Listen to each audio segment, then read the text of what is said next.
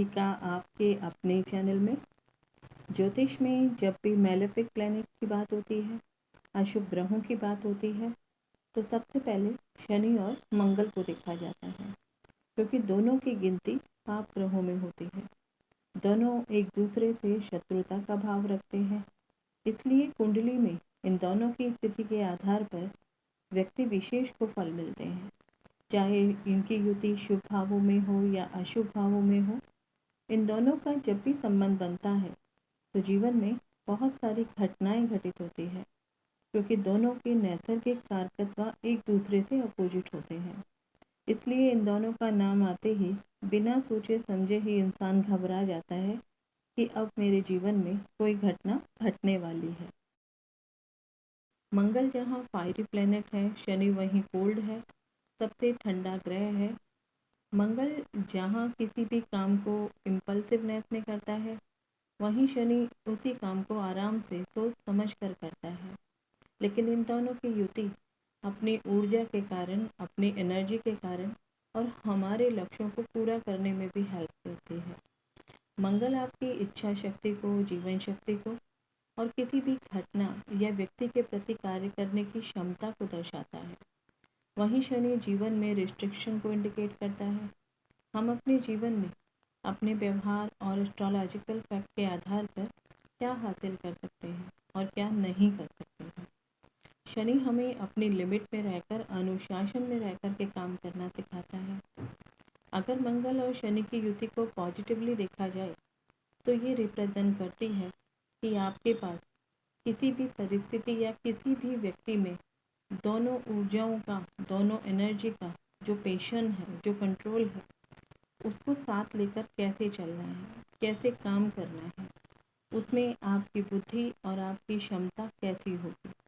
इसीलिए ये युति पॉजिटिवली काम करती है। अगर मंगल शनि की युति के नकारात्मक प्रभाव को देखें तो आप में स्ट्रॉन्ग इम्पल्सिवनेस, इंडिपेंडेंट टेंडेंसी और अनकंट्रोल्ड एक्शन होता है, जहाँ कोई भी काम बिगड़ने में देर नहीं लगती। इसके अलावा इन दोनों की युति को एक अलग ही नज़रिए से अगर हम देखें तो बहुत कुछ हमें क्लियर हो जाएगा कि ये दोनों अपने कंजंक्शन को किस तरह से लेते हैं। मंगल और शनि दोनों ही पापी ग्रह हैं और दोनों ही एक दूसरे की राशि में उच्च के और नीच के होते हैं। जैसा कि हम जानते हैं कि मंगल शनि की मकर राशि में उच्च के होते हैं और शनि मंगल की मेष राशि में नीच के होते हैं। कई बार देखा गया है कि इनकी युति को गलत समझा जाता है। उसका क्या कारण है? जब भी मंगल और शनि की युति किसी भी कुंडली में देखी जाती है तो उस भाव संबंधित बीमारी जातक को मिलेगी, क्योंकि यहाँ मंगल और शनि आपस में एक दूसरे को नीचा दिखाते हैं, क्योंकि दोनों शत्रु हैं। मंगल जहाँ किसी रोग को रोकेगा तो शनि उसको बढ़ाने की कोशिश करेगा।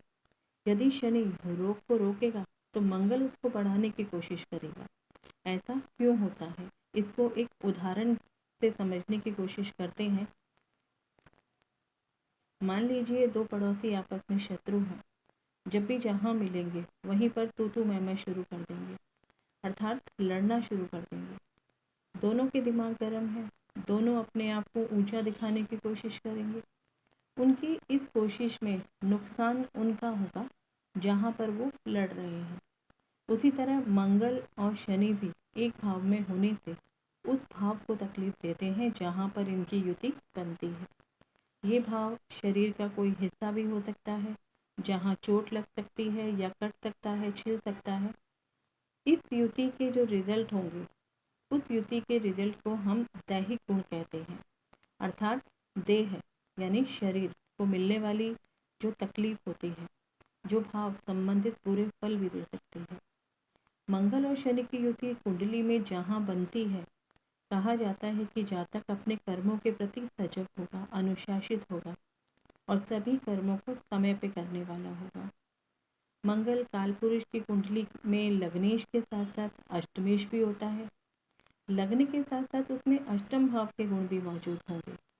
मेष राशि जहाँ दिमाग की राशि है, एनर्जी की राशि है, वहीं वृश्चिक राशि अष्टम भाव की राशि होने के कारण उसमें कुछ अलग करने की क्षमता होती है। जो काम दिमागी सोच से किए जाए। मंगल को मशीन माना जाता है और शनि को कर्म कारक माना जाता है।